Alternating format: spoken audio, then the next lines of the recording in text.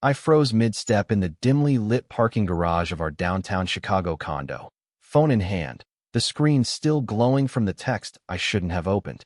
My best friend, Marcus, had just sent me a single line, "Saw her tonight. Rooftop bar. Not you." The words burned. My chest tightened. I could feel the asphalt beneath my sneakers, slick from last night's rain, but I barely registered it. I didn't need a photo.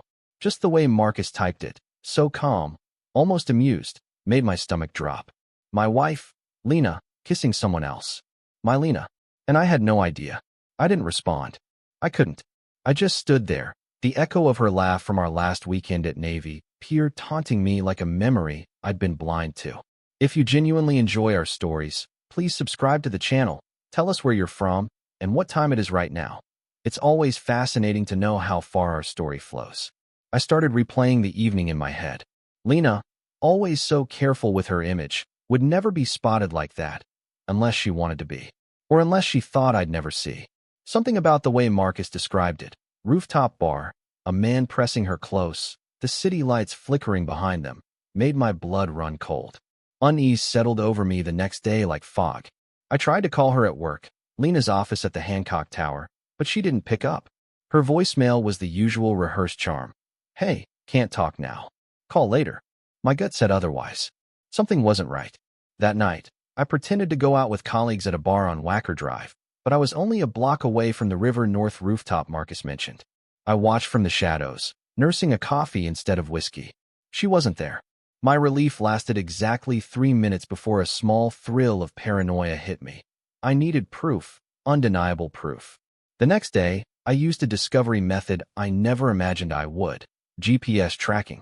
A lost phone excuse got me access to her tablet location history. Every Friday night for the last month, she'd vanished to the Gold Coast, rooftop bars, fancy cocktails. And always with the same man. A coworker. She had told me he was a new client. I felt the room spin. Denial came first. It had to be a mistake. Lena would never, no, she wouldn't, betray me like that. But then came the receipts. Coffee shops, valet parking, even a high-end sushi spot she claimed was networking. Each one lined up perfectly with the GPS. The betrayal wasn't theory anymore. It was fact. And with that fact, my mind went quiet. Not broken, just calculating. I started small manipulations, subtle emails to her client, confirming meetings I didn't exist at, dropping hints to coworkers about HR complaints she might face if she kept disappearing. Every move calculated, precise. I watched her confidence crumble slightly at the edges. She didn't see me coming. She never does. The first emotional collapse came when she confronted me, convinced I'd been spying.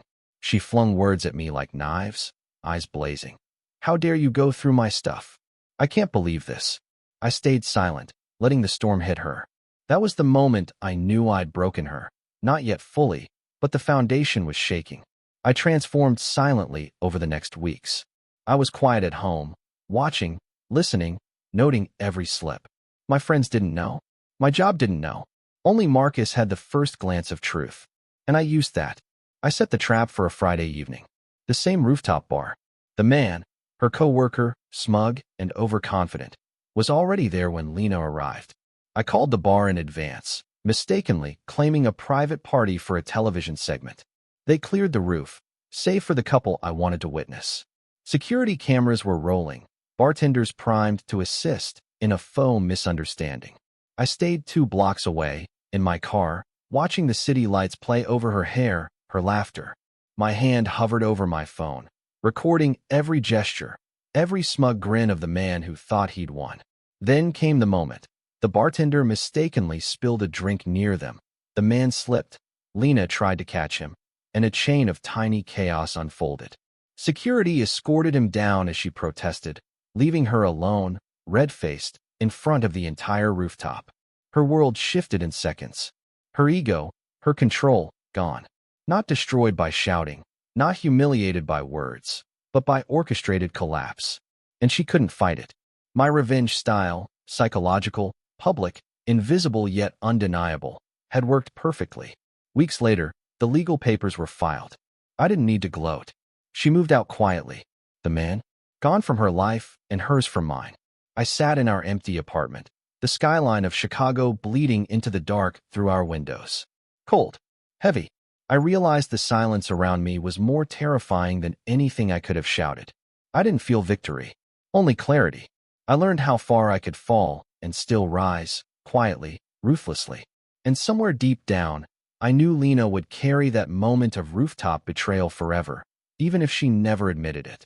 I lit a cigarette by the window, watching the city, thinking about how love and trust could burn and leave ash so quickly. The streetlights reflected in my eyes, the echo of her laughter long gone. I didn't move. I didn't speak. I just watched.